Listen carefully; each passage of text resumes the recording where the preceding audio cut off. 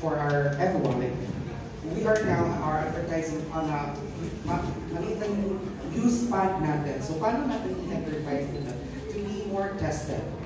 Like in a short video, ganun. Paano yes, Tama ka dun, na everyone can get HIV.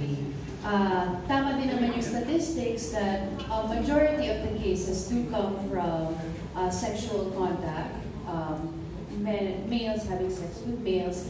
But I want to highlight that this is not an LGBTQIA+ community problem. It's not a gay problem.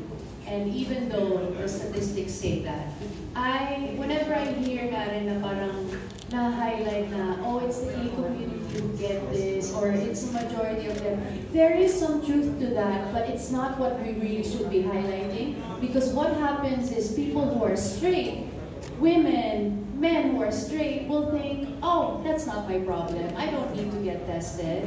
Or HIV will never be a concern for me. And problema na nila yan. So even though statistics will say that this percent is this group of people and this percent is ganyan naman, lahat pa rin eh. And women can get it, and straight women can get it.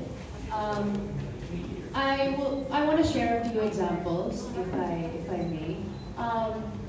Kahapon nasa Davao kami, and then when we were doing a panel interview like this, they also pointed out may nag-viral na kwento sa balita na merong pregnant woman who acquired HIV, and now there is this risk that she will pass it on to her unborn child. Now, nag-viral to at maraming nagulat, maraming na-shock, maraming na-alarm. Pero kasi tayo, sa mga alam na natin to, it's not a surprise to us because we know that everybody can get it. But then also, it's a good and a bad.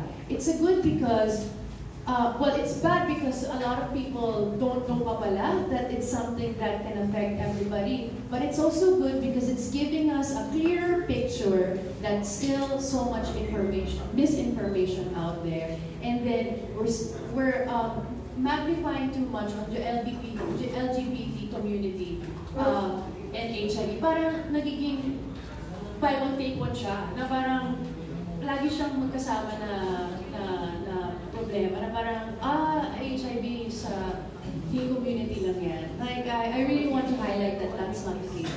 Last week, nasa Department